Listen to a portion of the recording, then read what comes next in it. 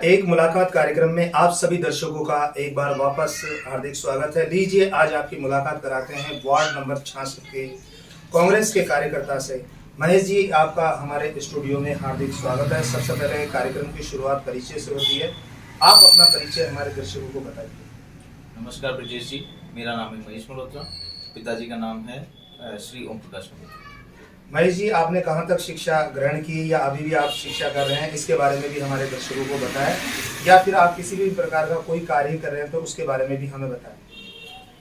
मैं BCom graduate हूँ और हाल फिलहाल के अंदर मैं लक्ष्मीनारायणपुरी के अंदर जोशीलाल हनुमान के सामने एक ई मित्र की दुकान का संचालन कर रहा हूँ। ई मित्र के द्वारा ये अभी सेवा कर रहे हैं, क्योंकि ई मित्र भी एक ऐसा कार्य है जिसके द्वारा हम सरकारी योजनाओं का या इसके अलावा किसी भी प्रकार की कई प्रकार की सेवाएं होती है, ई मित्र के माध्यम से उन सेवाओं को ये करते आ रहे हैं।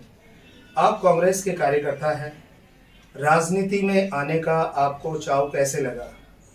क्योंकि हर कोई राजनीति में आता नहीं, तो आपको कहाँ से प्रेरणा मिली कि भाई आप राजनीति में आए? देखिए, ये प्रेरणा मेरे को शुरू से ये था कि किसी न किसी तरीके से जो लोगों की सेवा किस तरीके से की जाए, तो मेरा उद्देश्य यही था कि और कैसे की जाए, तो उसमें सबसे बढ़िया माध्यम मेरे को ये लगा कि राजनीति के द्वारा। अच्छा, आपको ये लगा कि राजनीति में जाने से मैं जो भी है ज़्यादा से ज़्यादा लोगों की मदद कर पाऊंगा, इसीलिए आप राजनीति में आ गए। तो आप किन किन क्षेत्रों में राजनीति के द्वारा मदद करते हैं? मैं लगभग जितनी मेरी संभव कोशिश होती है, मैं लगभग उसी क्षेत्र के अंदर करने की कोशिश करता हूँ। जैसे किसी को पानी की समस्या है, सिविल लाइन की समस्या हो, रोड की समस्या हो, बिजली की हो, किसी के थाने वगैरह की कोई समस्या हो, उसमें सारी सेवा देने की कोशिश। कोई भी व्यक्ति अगर आपके पास आ जाता है, मान लीजिए उसके पानी की कोई समस्या है, बिजली की समस्या है, सिविल लाइन की समस्या है, या थाने से संबंधित या किसी भी प्रकार की कोई भी समस्या है, तो आप उनका सहयोग करते हैं। मान लीजिए कोई ऐसी समस्या आ गई जिससे आप उनका समाधान नहीं कर पा रहे, आपसे नहीं हो पा रहा है, तो ऐसे में आप क्या करते हैं? तो उसके लिए ऐसी कोई अगर परेशानी कुछ आ भी जाती है, तो उसके लिए मैं अपने जो विधायक साहब हैं अमीन काजी जी, उनके पास जाके और उनको समस्या का से अवगत करा के और उसके समस्या का समाधान करवाने की कोशिश। तो विधायक महोदय क्या आपकी सुनते हैं और फिर उसके बाद क्या उसका समाधान भी करते हैं? हाँ, बेशक विधायक साहब सबकी सुनते हैं और समाधान भी लगभग सभी समस्या का हो जाता है। आप तो उनके कार्यकर्ता हैं, तो आपकी तो सबसे पहले वो सुनते ही होंगे। ऐसी बात नहीं है, उनके पास साधारण जनता भी जाकर के अगर काम करती है, शिकायत देती है या कोई समस्या जो भी कुछ होती है, तो वो उसका निवारण करवाते ही करवाते हैं। अच्छा महेश जी, मैं आपसे ये भी जानना चाहूँगा, आप युवा हैं, तो आप अपने युवा जो साथी है, जो हमारे देश के युवा हैं, उनको क्या संदेश देना चाहते हैं? उनको जो युवा साथी हैं, मेरे हम उम्र हैं या मेरे से छोटे हैं, उनको यही संदेश है कि समाज की सेवा करते रहें, किसी बुरी आदत में न फंसे। बुरी आदत से क्या तात्पर्य, आप बताएं, हमारे दर्शकों को खुलकर बताएं। खुल के बताने का तो ये है कि किसी भी तरीके से जो भी असामाजिक तत्व के अंदर या असामाजिक कार्य जो होते हैं, वो सारे कार्य न करें। अच्छा, असामाजिक कार्य न करे। इसके अलावा जो आज का युवा व्यसनों की तरफ जा रहा है, उसके बारे में आपका क्या कहना है? हाँ, उसके लिए भी है कि भाई वैष्णव की तरफ न जाकर के और समाज की सेवा में अपना जितना भी हो सके उतना योगदान।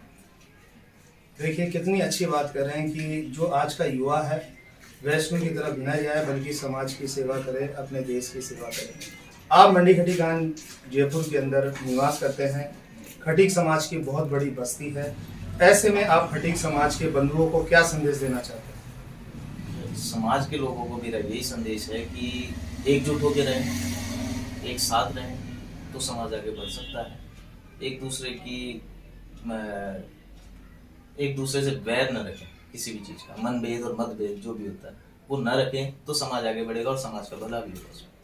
देखिए बहुत ही अच्छी और बहुत ही प्यारी बात बता रहे हैं कि अगर एक दूसरे का सहयोग करेंगे और प्रेम से रहेंगे तो हम सभी लोग आगे बढ़ेंगे, ये इनका कहना है। ये समाज के जो लोग हैं, मंडी खटीकान के जो निवासी हैं, तो ये उन लोगों के लिए ये कह रहे हैं कि जो जितने भी मंडी खटीकान में जो निवास करते हैं, सभी लोग हिल मिलकर और प्यार प्रेम से एकता के साथ रहें, ताकि हमारा समाज का नाम भी हो और हम आगे भी बढ़ जाए।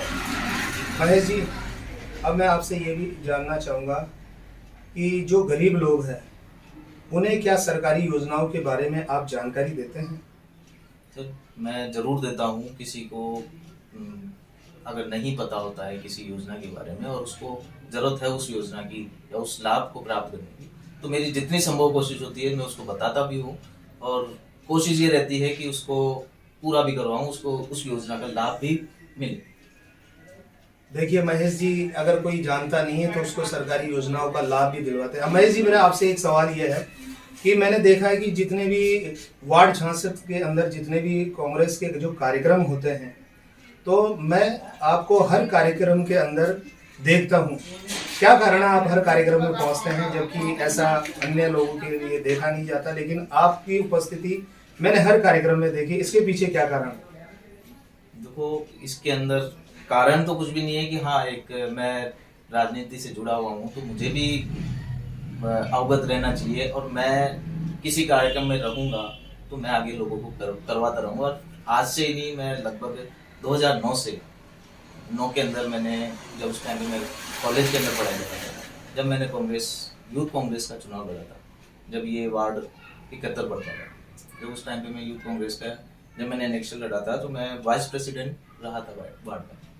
उससे लगातार मैं सक्रिय हूँ 2009 से। अच्छा महेश जी, अभी कांग्रेस के अंदर जो वार्ड नंबर 66 में आप रहते हैं, तो आपको क्या पद मिला हुआ है, कौन से पद पे हैं, इसके बारे में भी हमें बताएं। अभी आप वर्तमान क्या हैं? तो वर्तमान में अभी हाल फिलहाल में निवर्तमान पे भी कार्यकारिणी जो जयपुर शहर की कार्यकारिणी और नए अध्यक्ष नियुक्त हुए नहीं है, तो मैं अभी निवर्तमान जयपुर शहर उपाध्यक्ष। अच्छा, अभी आप जयपुर शहर उपाध्यक्ष है और उपाध्यक्ष पर रहते हुए आप ये कार्य कर रहे हैं। अच्छा महेश जी, मेरा अगला सवाल आपसे यह है कि आपने अपने क्षेत्र के अंदर वार्ड नंबर 66 के अंदर ऐसा कोई कार्य बता सकते हैं जो आपने किया हो? ऐसे तो देखिए, मैं इतना तो मेरे को ध्यान नहीं, लेकिन हाँ जो भी कोई समस्या आती है मैं उसका निवारण करवाने का, हाल ही फिलहाल के अंदर अपने गुजराती कॉलोनी के अंदर पानी की समस्या थी, तो वो समस्या आज से नहीं, कम से कम 7-8 सालों से लगातार थी। गर्मियों के अंदर दिक्कत होती थी, तो अभी हाल फिलहाल में वहाँ पर पानी की लाइन का काम चल रहा है। बहुत ही बढ़िया, बहुत ही अच्छा कार्य है। जो 7-8 सालों से कार्य नहीं हो रहा था उसको आपने अपने स्तर पर कराया, तो ये भी एक बहुत बड़ी सेवा है। महेश जी, अंत में मैं आपसे सिर्फ यही पूछना चाहूँगा और ये जानना चाहूँगा कि आप देशवासियों को क्या संदेश देना चाहते हैं कि जैसा कि देश के अंदर अभी जो माहौल चल रहा है, तो ऐसे में आप क्या कहना चाहेंगे? देखिए, मेरा देशवासियों से यही संदेश है कि जो आज के टाइम पे जो चल रहा है ये बहकाने का काम, वो उस अफवाह में ना फंस करके और अपने विवेक से थोड़ा ध्यान दें, विवेक का इस्तेमाल करें। महेश जी कह रहे हैं कि किसी के बहकाव में ना आए, देश हमारा है और सभी लोग मिलकर प्यार प्रेम से रहे। स्टूडियो में आप हमारे पधारे, इसके लिए आपको बहुत बहुत धन्यवाद। और इसी तरीके से दर्शकों, आपकी और लोगों से मुलाकात कराई जाएगी। बस आप हमारे जो YouTube चैनल है उसको देखते रहें, हर वीडियो को आप लाइक करें, शेयर करें और हमारे चैनल को ज़्यादा से ज़्यादा सब्सक्राइब भी करें। इन्हीं सभी बातों के साथ दिल्ली क्रांति से मैं पत्रकार योगेश कुमार।